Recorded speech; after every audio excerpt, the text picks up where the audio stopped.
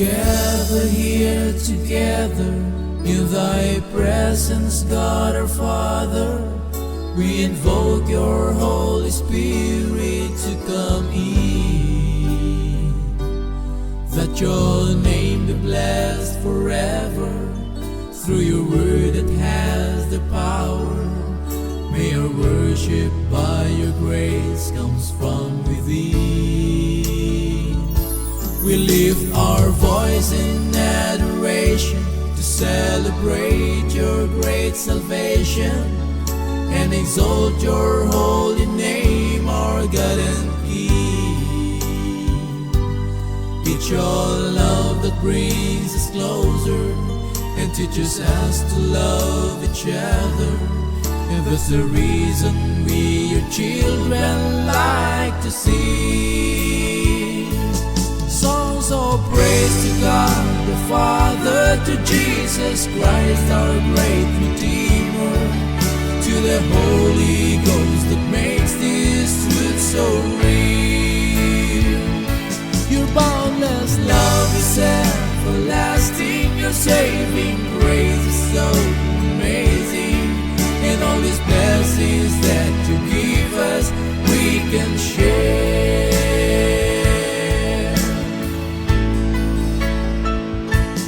Our Father, blessed be your name. Your kingdom come, your will be done.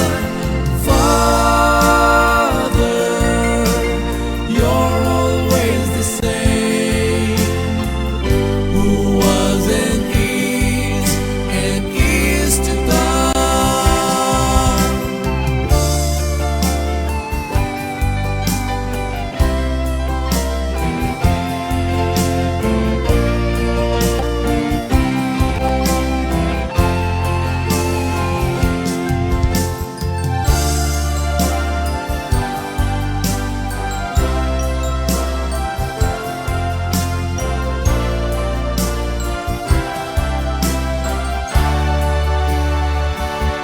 Songs of praise to God the Father, to Jesus Christ, our great Redeemer, to the Holy Ghost that makes this truth so real. Your boundless love is everlasting, your saving grace is so amazing, and all these blessings that you give us, we can share. Praise to the Father, praise to the Son, praise to the Spirit, praise to the Three in One. Praise to the Father, praise to the Son, praise to the Spirit, praise to the Three in One.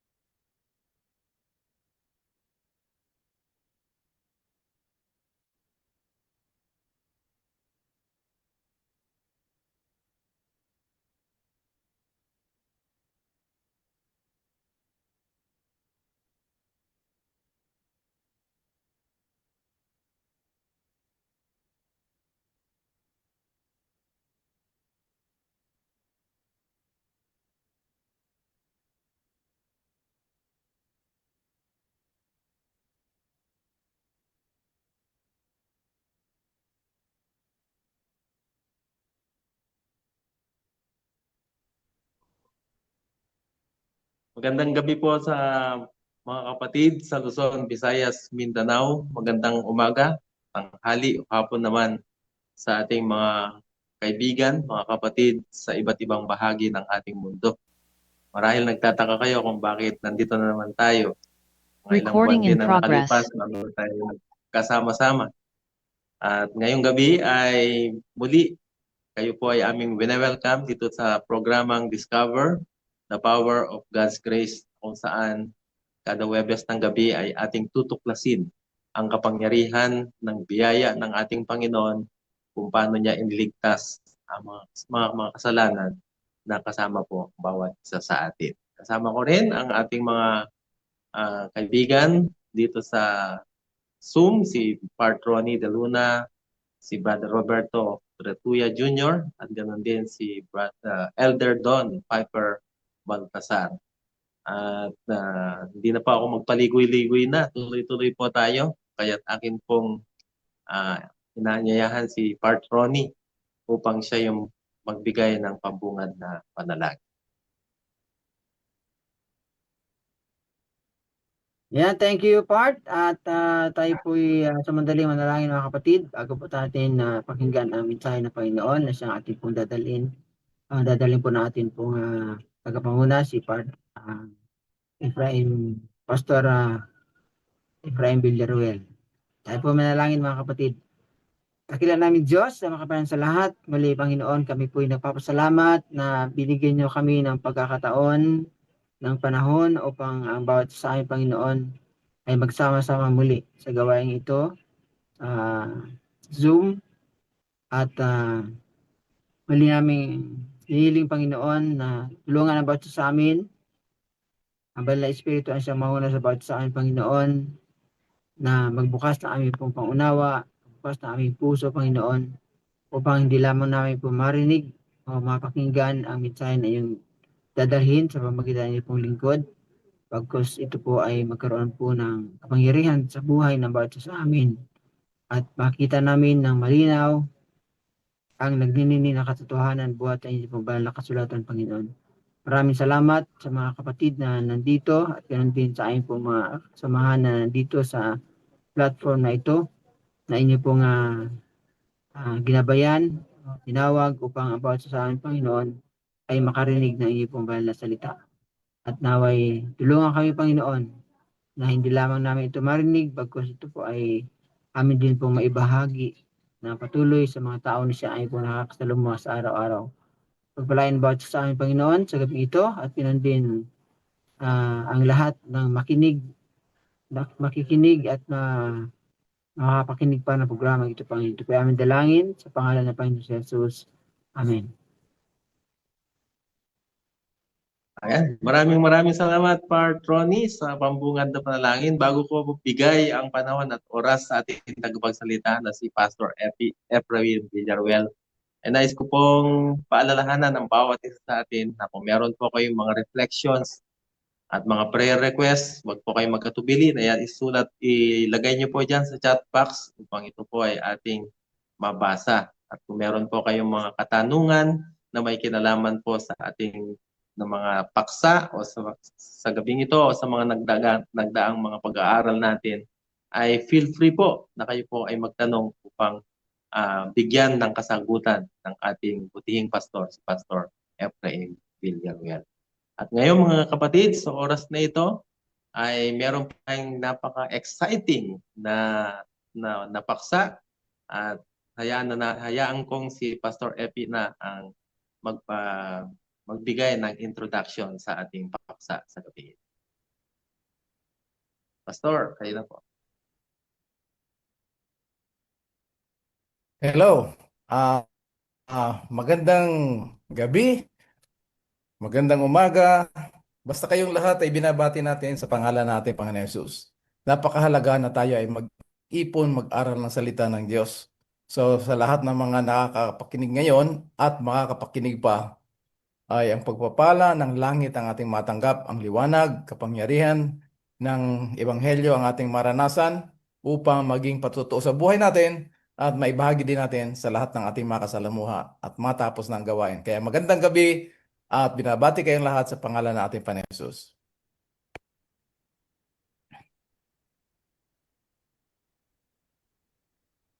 At ito ay tuloy na, part Rafi? Yes, Pastor, tuloy-tuloy na. Tuloy na. Okay. Ngayong gabi, mga kapatid, ang ating pag-aaralan ay karugtong ng ating pinag-aralan ng mensahe ng cross. Alam naman natin, napag-aralan na natin, na ang mensahe ng cross, siya ang kapangyarihan ng Diyos tungo sa kaligtasan. Ngayon, ngayong gabi, purihin ng Panginoon na tayo ay nagsama muli. Medyo natagalan ng konti dahil walang internet dito sa tinitirahan ko dito sa Masbate. Laging ulan at purihin ng Panginoon tayo ay binalik niya ngayon. So ngayon pag-aaralan natin ang tinatawag na prinsipyo ng cross ng ating Panginoong Hesus. Hindi lang siya basta mensahe, kung paano natin ito tinanggap, maranasan sa buhay at maging patotoo. Kaya dito tayo ngayon. Ayan.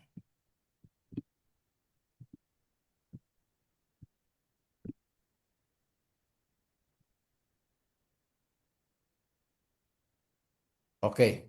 Dito sa Romans chapter 1 verse 16, sinasabi ni Pablo sa mga taga-Roma na hindi niya ikinahihiya ang ebanghelyo ng ating Panginoon Hesus sapagkat ito ang kapangyarihan ng Diyos tungo sa kaligtasan. Ngayon, ang kaligtasan ito ay para sa lahat ng maniniwala o tumanggap. Mag-umpisa siya sa mga Hudyo at sa mga Grego. Nag-umpisa. Patungong Grego, tayo na yan ngayon. Pero tayo, hindi na Grego tayo by birth, kasi ang tawag sa, yung Greek, may tawag niyan, pag hindi ka Hudyo by blood, or hindi ka believer, ang tawag niyan ay Greek. Pero ngayon, dahil believer na tayo, hindi na tayo basta-basta Hudyo, tayo ay mga spiritual na Israelitas ngayon, Israelites. Okay? So, dahil sinabi ni Pablo ito, dahil at the time, yung Rome, sila makapangyarihan sa lahat na na-conquer nila yung buong sanlibutan, pero may isang bagay na hindi nila kayang i-conquer. Yun yung kamatayan na dulot o kabayaran ng kasalanan. So si Kristo lang ang ipapahayag ni Pablo dito sa Book of Romans, the clearest gospel of all, na siya lang ang may kapangyarihan na pinanagumpayan ang kamatayan. Okay? So ngayon, pagdating dito sa 1 Corinthians chapter 1 verse 18, sinabi ni Pablo, the preaching of the cross is to them that perish foolishness. Ngunit sa atin ng mga iniligtas na, ito ay kapangyarihan ng Diyos. So, magiging kapangyarihan ng Diyos, magiging karanasan, natin ang kapangyarihan ng Diyos pag naunawaan natin ang tunay na liwanag at katotohanan ng cross ni Kristo. Kasi hindi lang ito siya basta-basta cross. Ito ay talagang may katotohanan, kapangyarihan at liwanag na dapat malaman ng bawat isa sa atin, kahit Kristiyano. Kaya napakahalaga na bigyan natin ng panahon na malaman na ang mensahe ng cross ay kapangyarihan ng Diyos. At hindi lang siya hanggang doon sa kapangyarihan. Kinakailangan sa bawat tumanggap sa Panginoon, sa manggagawa, ay ating pag-aralan upang maintindihan sa pamamagitan ng Banal na Espiritu, maintindihan natin ito, maging karanasan natin, may apply natin sa buhay. Ano? So, ngayon, pupunta muna tayo dito sa tinatawag na believer's cross. Kasi principle of the cross, sa mga believers, meron tayong mga iniisip na pag mga sitwasyon sa buhay, mga problema, yan ay tinatawag natin na cross. Tapos sabi natin, merong naniniwala na iba-iba yung cross na ating pinapansan sa buhay. Merong mga mabigat, merong mga magaan. Depende lang. Pero lahat tayo may pinapasan na cross. Kasi Kristiyano nga tayo. Ngayon, ang ating Panginoong Hesus, talagang meron dapat tayong pinapasan na cross. Kasi sinabi niya na take up your cross daily. Pero mga kapatid, hindi ito yung sitwasyon o hirap sa buhay o pagsubok sa buhay, pagsubok sa pananampalataya. Kasi walang kaligtasan dyan sa problema ng buhay natin. So hindi yan ang cross na pinapapasa ni Kristo. Ano? Kung ating malaman, matuklasan, matunghayan ang katotohanan na ang cross na pinapapasa ni Kristo ay yung cross niya kasi yun lang ang merong kaligtasan. So hindi natin pwedeng tawagin ang ating problema na cross. Alalahanin natin mga kapatid, pinag-aaralan natin yung prinsipyo ng mensahe ng cross para hindi lang siya kapangyarihan na mensahe, bagkus ito ay umuuwi sa ating karanasan. Kaya sinabi ni Pablo na wag sana akong magmapuri. Ano? Wag sana akong magmamayabang. Maliban doon sa cross ni Kristo, na sa pamamagitan noon, ang sanlibutan ay naipako at ako ay naipako sa sanlibutan. Alalahanan natin yung word na sanlibutan dito, ito yung three drives na nagpapatakbo dito sa mundo. The lust of the flesh, the lust of the eye, and the pride of life. Bilang tugon sa Ebanghelyo, tumanggap tayo sa Ebanghelyo. Kaya ang tawag dito, tumanggap tayo, nanampalataya tayo kay Kristo. Ngayon, sa panahon ito, kinikilala natin ang ating sarili na yung cross ni Kristo ay cross din natin. Ano? Kaya kahit sa judgment, paghaharap tayo ng judgment, wala na tayong takot because of the love of God. Ano yung love of God na nandun sa cross? Pag sabi doon sa judgment, ikaw ay isang makasalanan, kailangan mong mamatay. Ano sagot natin? Patay na ako. O, kailan ka namatay? Nung namatay si Kristo. O, patay ka na pala, bakit ka buhay? Bakit ka nandito? Kasi hindi na ako itong kaharap mo. Si Kristo na nabubuhay sa akin, na nagmahal sa akin, nagbigay ng kanyang buhay para sa akin. Ayan, no? I've been crucified with Christ. Nevertheless, it is no longer I who live, but Christ who lives in me. At ang buhay na aking kabuhayan ngayon, sa laman dito ngayon, ay isinasakabuhayan ko ito sa magitan ng pananampalataya ng anak ng Diyos na nagmahal sa akin at nagbigay ng kanyang buhay. So yan ang cross, mga kapatid, na merong kaligtasan. Ang ibig sabihin nito, yung katotohanan ng mensahe ng cross, yun ang ating dinadala araw-araw. Hindi tayo magpapasa ng kahoy araw-araw. Hindi natin kaya yon. Ano? So sana naging maliwanag ito. Kaya isa sa mga talata sa Biblia na napakahalaga at bigyan ng diin.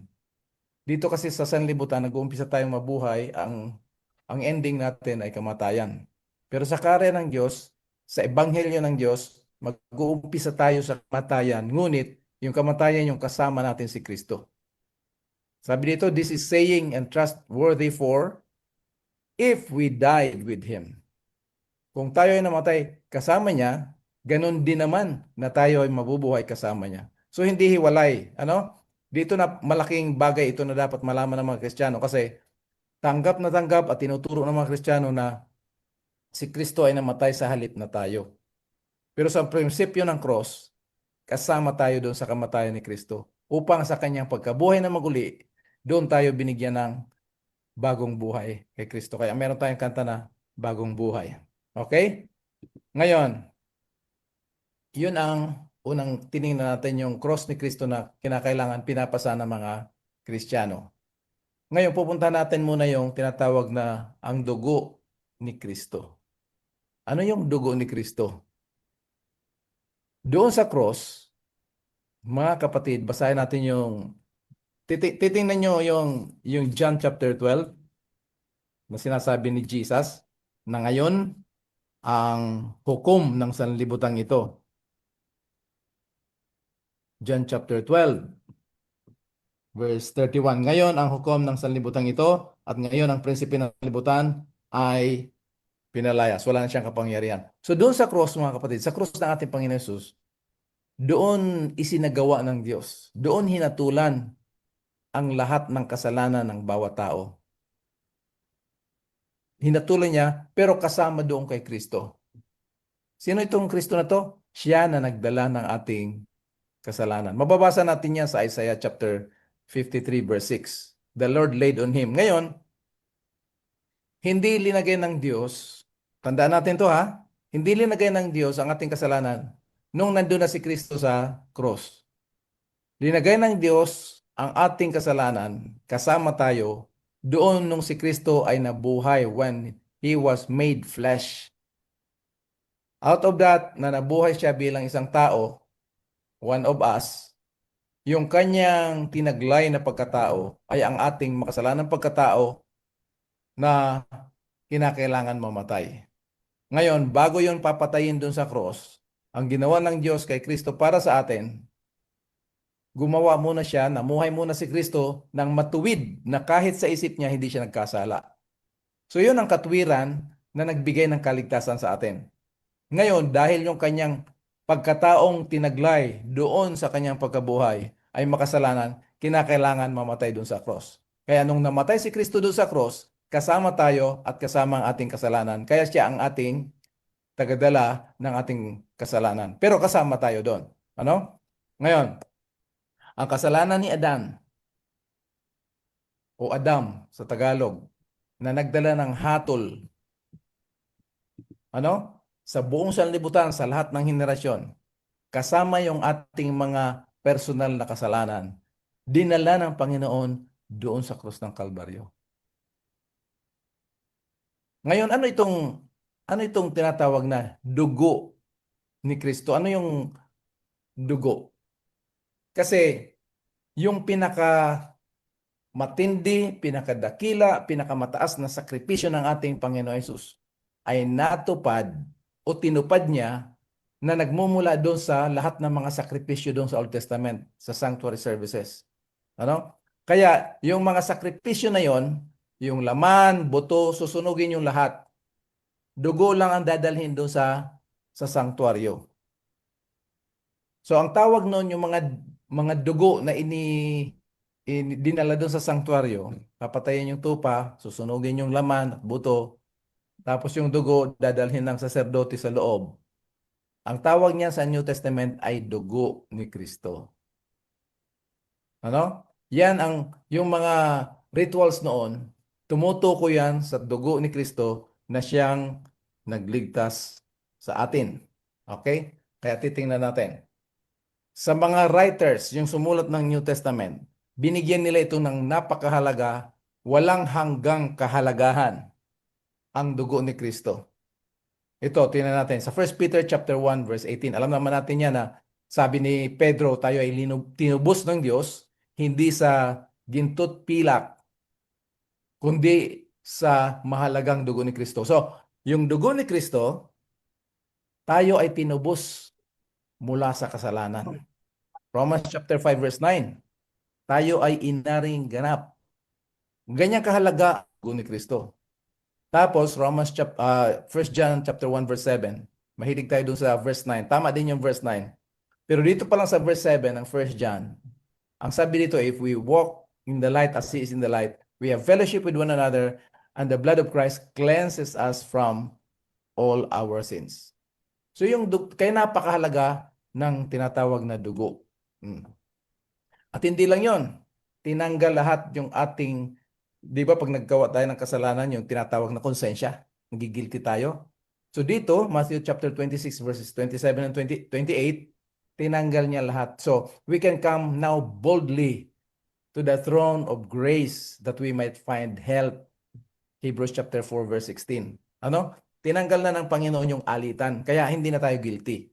Kaya pag may mag-request sa atin, mag-pray, tuloy tayo mag-pray. Huwag na tayo magturuan ko. Huwag ako. No? Yan. Ito pa. Tayo, pinahiwalay tayo ng ating kasalanan. Pinahiwalay tayo sa banal na Diyos dahil sa ating kasalanan. Yung ginawa ng dugo ni Kristo, Colossians chapter 1 verse 20, tayo ay pinanumbalik.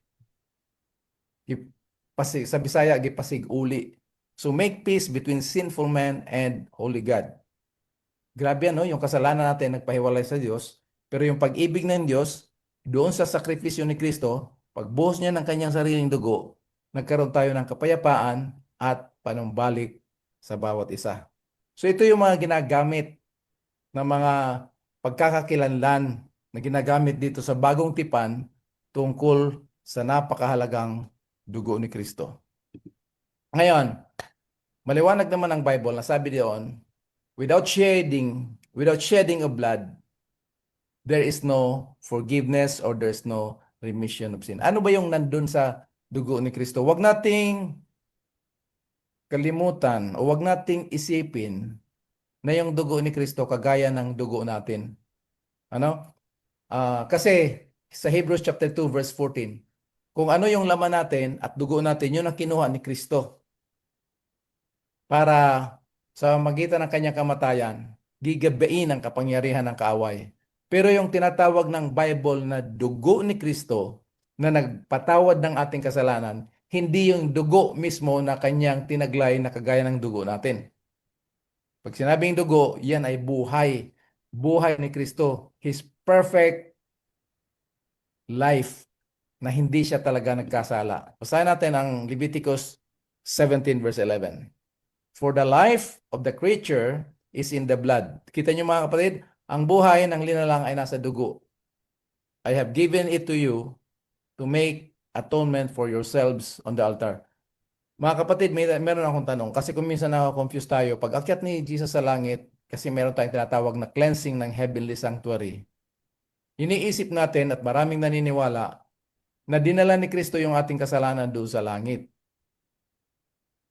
Mga kapatid, si Kristo wala siyang dinalang kasalanan ng kahit sino man doon sa langit. Ang dinala ni Kristo ay yung kanyang perfect life.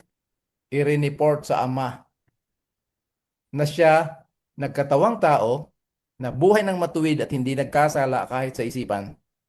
Yun yung kanyang perfect life. Yan yung blood na tinatawag. Hindi yung regular blood na kagaya ng blood natin dahil yun ang tinaglay natin. Mababasa natin sa Hebrews 2:14. So pag tinukoy ng Bible ang sinasabing dugo ni Kristo, ang dinala ni Kristo na dugo doon sa langit ay yung kanyang perfect life. Anong gagawin doon sa langit ng dugo ni Kristo? Doon tayo ipanunumbalik to make an atonement. So yung dugo ng mga kambing, mga tupa, yung mga hayop na inihain doon, tumutukoy yun sa perfect life ni Jesus Christ. Okay, wag tayong malito dyan. Kasi kung minsan, kahit mag-take tayo ng sa the Lord's Supper, iniisip natin, may ibang tao na yung juice, iniinom na talagang uminom tayo ng dugo ni Kristo. Ang dugo ni Kristo ay nagkakatawan ng kanyang matuwid na pamumuhay. Okay? So it is the blood that makes atonement for one's life. Paano tayo nagkaroon ng reconciliation? Romans chapter 5 verse 10 and 11. Sa magitan ng kanyang buhay na inihain. Yung buhay na inihain niya, matuwid, perfect life, kaya nagkaroon tayo ng reconciliation. Panumbalik. Okay. Ngayon, pupunta na tayo dito sa tinatawag na cross ni Kristo. Hindi ito tanong yung nasa taas. Anong ginawa ng Diyos sa buong sangkatauhan doon kay Kristo doon sa cross? O anong ginawa ng Diyos kay Kristo doon sa cross para sa sangkatauhan? Ano ba talaga? Yun, meron ginawa. Pero bago niya gawin yung ginawa niya kay Kristo para sa sangkatauhan, ganito yun mga kapatid. Ito yung tanong na dalawa. Bakit isinama niya tayo? Kasi hindi nga pwede sa Bible na si Kristo namatay sa halip na tayo. Okay? Sana maliwanag na sa atin yan. Bakit isinama ng Diyos ang sangkatauhan doon sa kamatayan ng ating Panginoon Hesus? Pangalawa, hindi pa ba sapat na dinala ng Panginoon yung kasalanan ng buong sanlibutan? Gabi, no? Ngayon, napakahalaga na ating maunawaan na upang tayo ay magkaroon ng legal na pagtubos mula sa hatol ng kasalanan doon sa ating kalagayang kay Adan. Pag may chance kayo mga kapatid, basahin nyo, pag-aralan nyo Romans chapter 5 verses 12 to 21.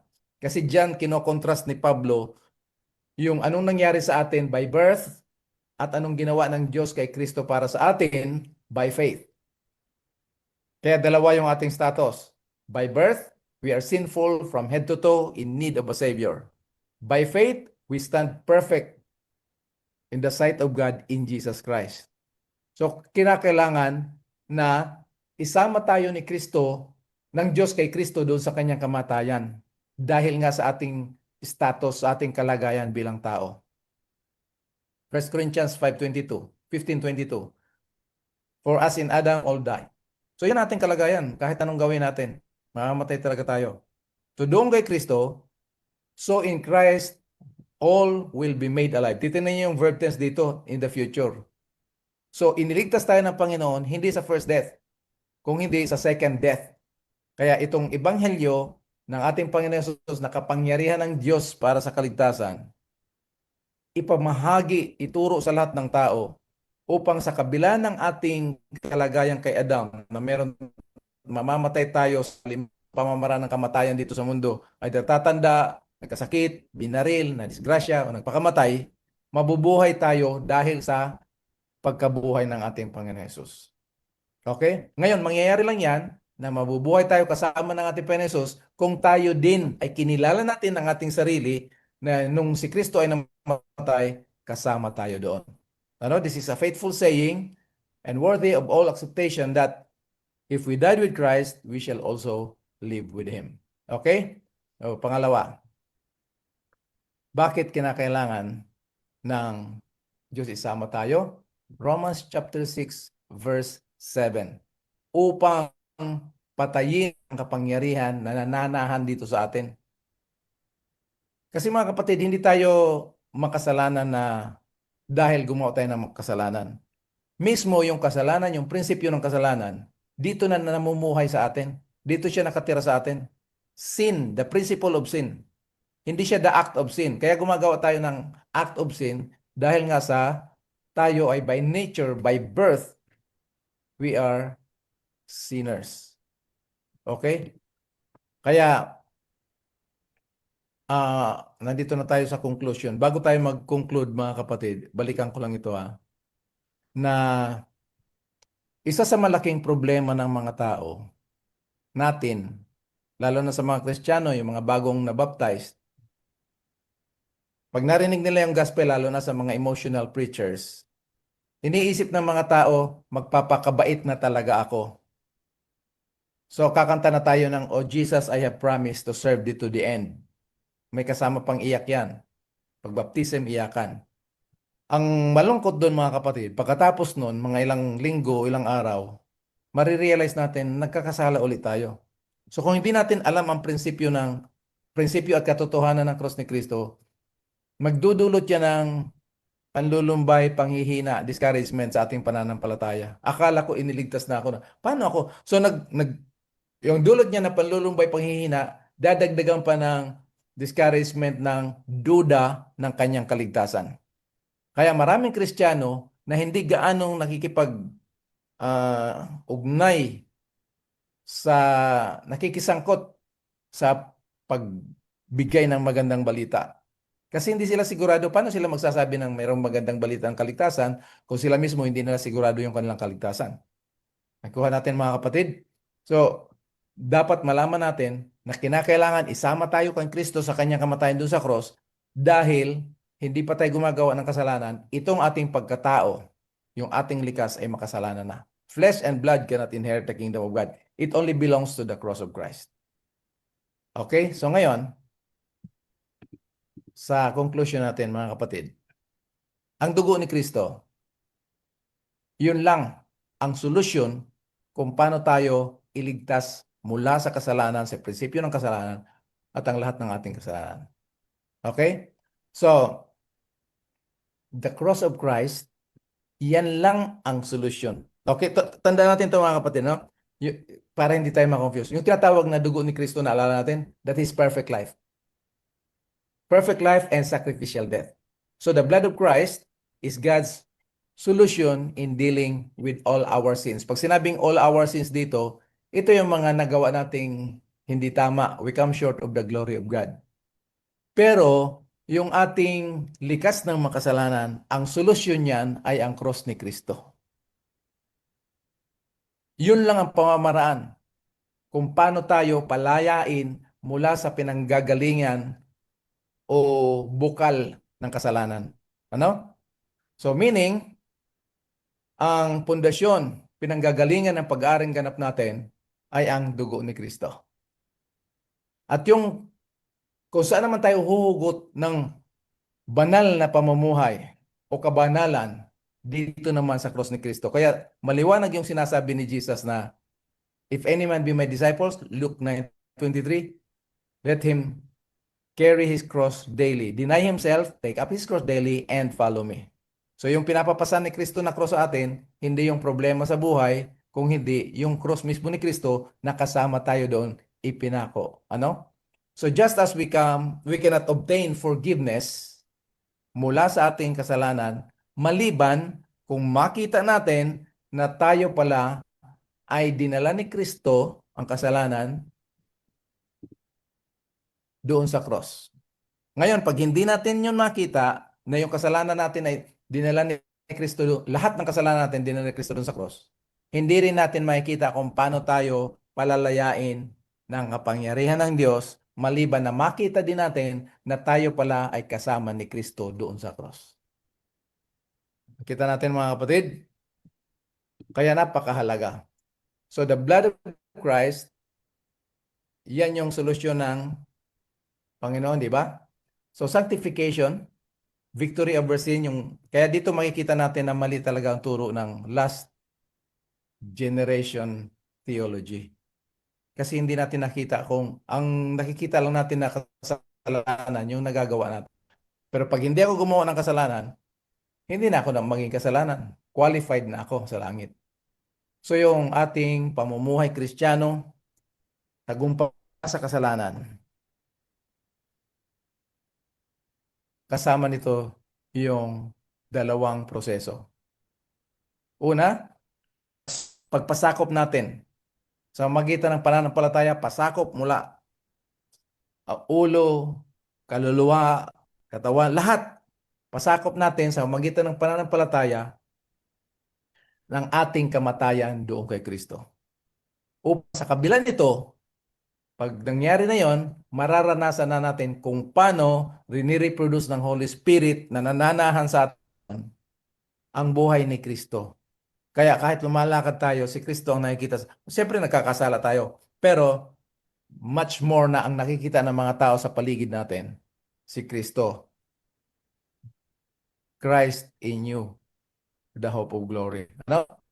So, anong sabi ni Pablo? 2 Corinthians 4:10-11, tsaka Philippians 3:10. We always carry around in our body the death of Christ. Makikarry around lang natin yan. Pag tinanggap natin na yung kamatayan ni Kristo, kasama tayo doon. So nung naintindihan ni Pablo yun, kasi si Jesus mismo nagturo sa kanya ng gospel, kaya ito pala yung sasabihin na dinadala natin yung cross ni Kristo. We always carry around in our body the death of Jesus Christ, so that the life of Jesus may also be revealed in our body. Bidong earthly body, nahahayag si Jesus sa atin. For we who are alive are always being given over to death for Christ's sake, or for Jesus' sake, so that His life may also be revealed in our earthly or mortal body. So mga kapatid, kung ating ipagsama yung dugo ni Kristo, na kung saan yun ang kamatayan niya para sa ating kasalanan, kasama yung ating kamatayan kay Kristo, yan yung kanyang cross, the cross of Christ. Dito, natuklasan natin ang buo, napakaganda, makapangyarihang mensahe ng cross. So, that cross and its power is foolishness doon sa mga hindi tumanggap. Ngunit sa atin namang naunawa at patuloy nag-aaral, ito ang nagligtas sa atin na kapangyarihan ng Diyos sa lahat ng tao na tumanggap sa Kanya. Pagpalain tayo ng Diyos, magitan natin pa Jesus, at sa gabay ng banal na Espiritu na tayo ay patuloy lumago sa biyaya at karunungan ng ating Panginoon Jesus. Dito natatapos ang ating gabi, yung the principle of the cross. Amen. Amen, Pastor. Napakaganda ng presentation ngayong gabi nito. Tunay na akmang-akma dun sa pamagat ng ating ng ating program, Discover the Power of God's Grace. At ngayong gabi ay natuklasan natin yung prinsipyo ng cross. Baka merong gustong mag-reflect o gustong magtanong. Patroni, ito muna. Ayan, thank you, Part. At napakaganda Sa ng mga ating nandito, sa mga Ayan, nandito sa Zoom, pwedeng itaas yung kamay nyo pag kayo yung gusto nyo mag-reflect. Sige. Okay, Part. Sorry. Ayan, thank you, Ikaw Part. na. At napakaganda yung ating pong napakinggan sa gabing ito at nakita natin na ang dugo ni Kristo ang tanging solusyon. Napakaganda ng part na walang ibang solusyon sa ating pong sa kasalanan ng sangkatauhan o ng sanlibutan kundi ang dugo lamang ng ating Panginoon Hesus Kristo na kanyang ibinuhos sa kanyang inalay upang about sa atin ay magkaroon ng kasiguraduhan ng kaligtasan. Ito yun ang nag-cancel ng ating pong guilt at ganoon din ng lahat ng ating kasalanan. At nakita natin doon sa presentation kanina na tayo ay ipinagkasundo sa pamamagitan natin po sa Kristo sa pagbuhos ng kanyang dugo at nagkaroon tayo ng kapayapaan. Nagkaroon ng panumbalik ang relasyon ng isang makasalanang tao doon sa isang banal na Diyos sa pamamagitan ng ating Panginoon Hesus Kristo at sa pamamagitan ng ating dugo ng ating Panginoon Hesus Kristo o ng krus ng ating Panginoon Hesus Kristo ay nagkaroon ng panagumpay sa laban sa kasalanan at yun din sa kaaway na wala iba kundi si Satanas. At nagkaroon tayo ng tunay na kalayaan sa ating pong pagkabilanggo doon sa ginawa ng kaaway noon pa ba sa pagkakasala natin po mga unang mga magulang. Kaya napakahalaga sa bawat isa sa atin na lubos nating maunawan, maintindihan itong cross ng ating Panginoon Hesus Kristo. At hindi ito yung cross na sinasabi natin na itong pasan-pasan natin. Ibig sabihin pa part ay mas magaan yung cross ko kaysa sa cross nyo. Hindi yun mga kapatid. Ang cross na pinapapasan natin na po sa Kristo, sa atin na ating po sa Kristo, kundi yung cross na ating po sa Kristo na siyang nagkaroon na siyang mayroong kapangyarihan nagkaroon ng nagligtas sa bawat isa sa atin sa kasalanan. Yan ang part.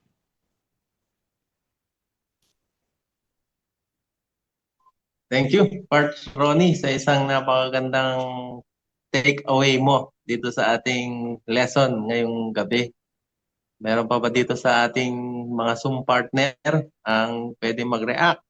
At ganoon din sa ating mga nasa FB Live. Kung meron po kayong mga katanungan, mga reflections, comments sa ating pag-aaral, feel free na ito po ay inyong i-comment dyan sa ating comment section ng ating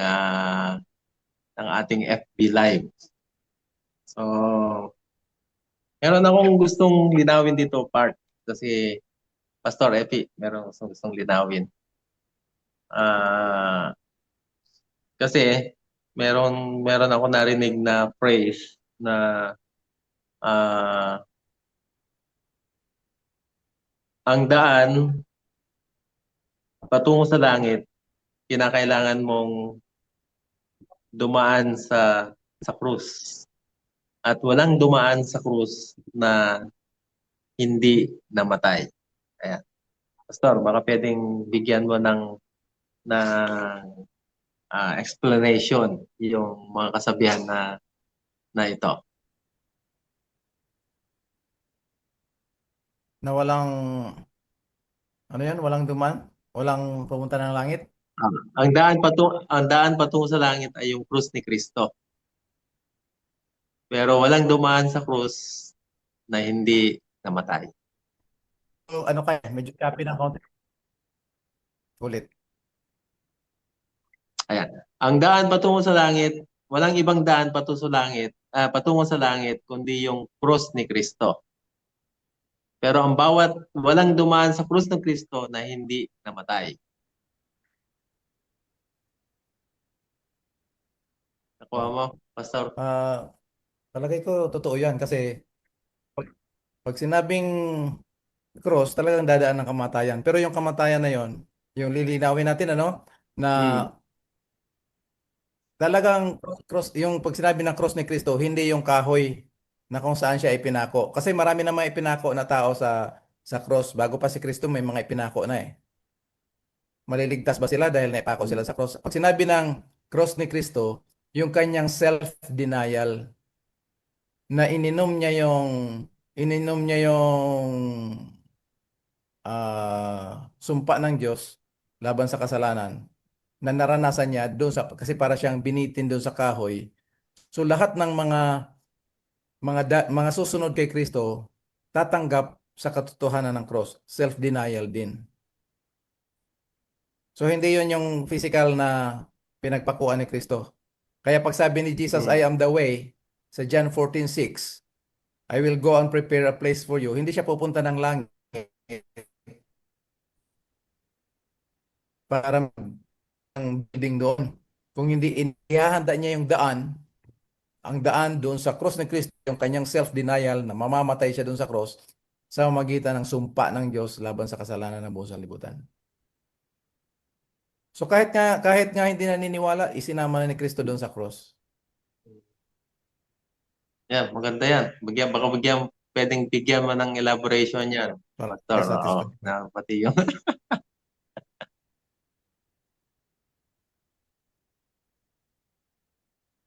Oo, kasi sa lahat, iwasan natin yan sa 2:29. He tasted death for every man.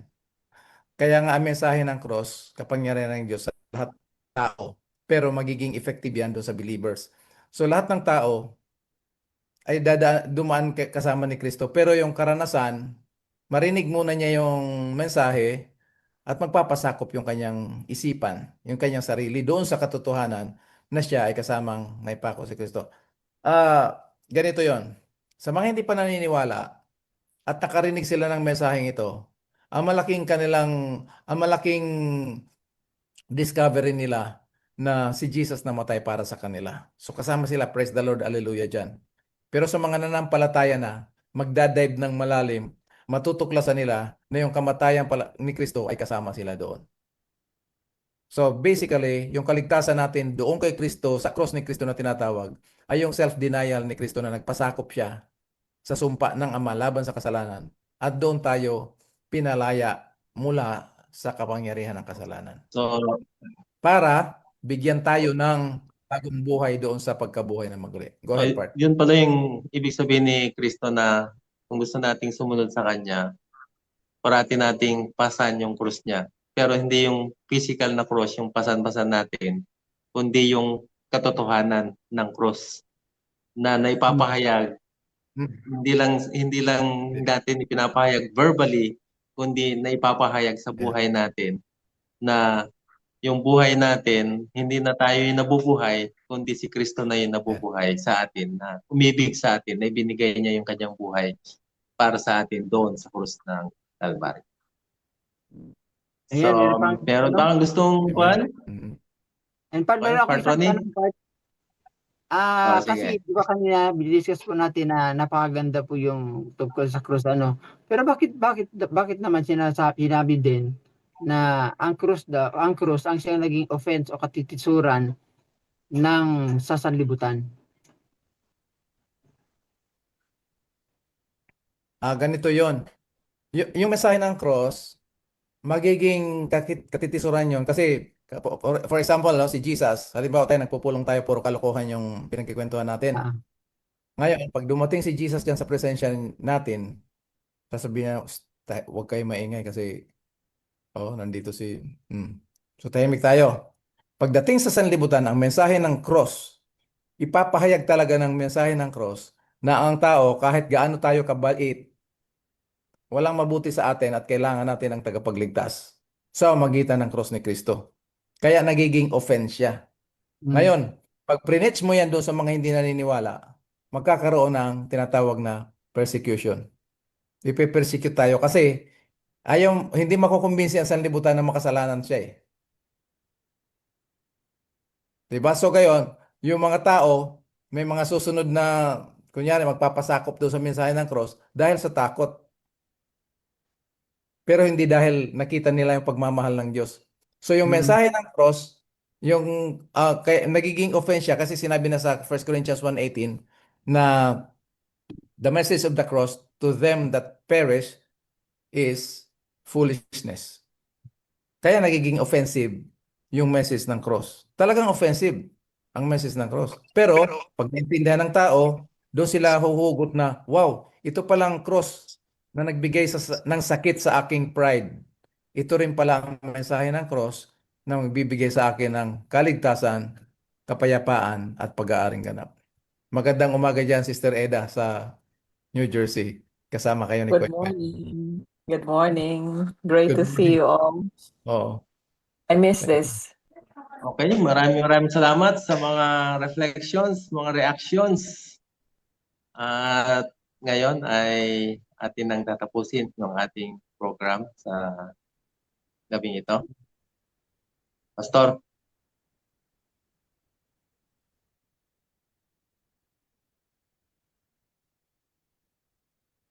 Anong gagawin natin, Part? Closing? Closing prayer. Okay, bago tayo magtapos, purihin ang Panginoon mga kapatid na tayo ay minsan pa pinahintulutan niya mag-aral, mag-review ng katotohanan, higit sa lahat ang mensahe ng cross ng ating Panginoon. Malaking mensahe ito at pag naintindihan natin ito, magkakaroon tayo ng karanasan, anyat ang magbibigay ng patotoo sa buhay natin na si Kristo ang maihag sa atin. Kaya isang maganda, masaya, masiglang gabi dito sa Pilipinas at isang malamig na umaga dyan sa eastern part ng Amerika, New York. Winter kasi dyan eh. At sa ating pagtatapos, aking inaanyayahan ang lahat. Isama natin sa panalangin ang lahat ng programa ng ating General Conference up to the local churches, mga manggagawa. Tayo po ay manalangin. Dakila naming Diyos, Ama naming banal, makapangyarihan sa lahat, may-ari na buhay at katuparan na pananampalataya. Sa oras na ito, nagpupuri kami sa iyo, sa inyong kabutihan, kapangyarihan at inyong mensahe na pagkatiwala sa bawat isa sa amin. Higit sa lahat, ang katotohanan at kapangyarihan ng mensahe ng cross ng ang aming Panginoon Hesus. Sa gabing ito ay aking niadalangin ang inyong mga lingkod na kasama dito ngayon. Ganon din ang mga nakikinig, sampu ng kanilang mga mahal sa buhay, na kami ay ibigkisin ng isang tali ng pag-ibig na siya ang nagpahayag ng inyong pagliligtas sa bawat isa sa amin. Upang ito rin ang aming maging inspirasyon, ang inyong pag-ibig na nagdala ng kaligtasan, na sa pagbahagi ng mensaheng ito, walang anumang bahid ng sarili ang maibigay sa mga tao, bagkus ang kabuuhan lamang ng inyong pag-ibig, ng inyong biyaya na nagbigay ng kaligtasan sa bawat isa sa amin. Sa mga kapatid na mayroong mga kahilingan, aming dinadalangin Panginoon at pinapasalamatan na ito ay inyong tinugon sangayon sa inyong pangako, sangayon sa inyong kalooban. Sa mga kapatid na may mga karamdaman, sila ay hipuin ng inyong kanang kamay ng kagalingan upang sila ngayon ay nasa banig ng karamdaman, maranasan nila ang inyong paghipo, nagdadala ng kagalingan, maging patotoo din sa kanilang mga buhay. At sa mga manggagawa, ang patuloy na gabay ng Banal na Espiritu upang kaming lahat ay patuloy lumago sa biyaya at karunungan ng Panginoon Hesus na ang mensaheng aming ibabahagi sa lahat ng aming makasalamuha ay pure, unadulterated, non-commercialized gospel. Sa oras na ito, kami ay pansamantalang maghihiwalay.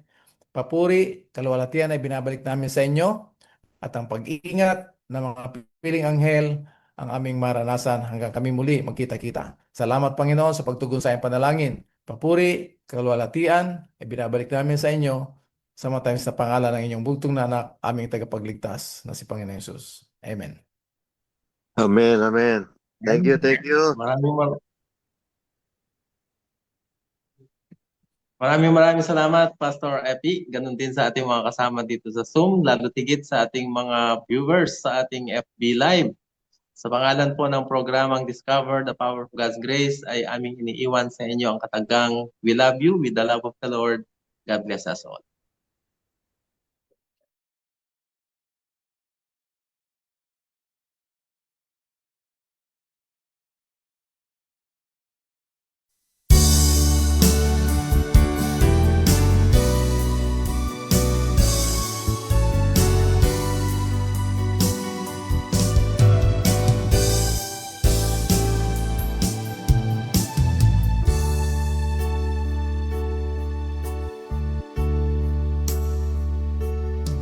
As we gather here together in thy presence, God our Father, we invoke your Holy Spirit to come in, that your name be blessed forever through your word that has the power.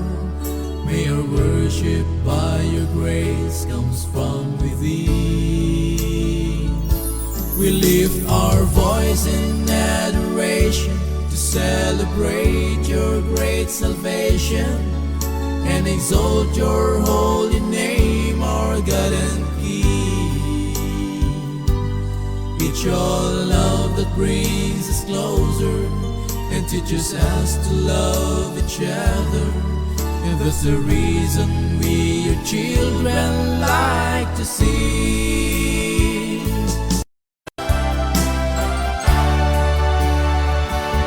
Songs of praise to God the Father, to Jesus Christ our great Redeemer, to the Holy Ghost that makes His truth so real. Your boundless love is everlasting, your saving grace is so amazing, and all these blessings that you give us we can share.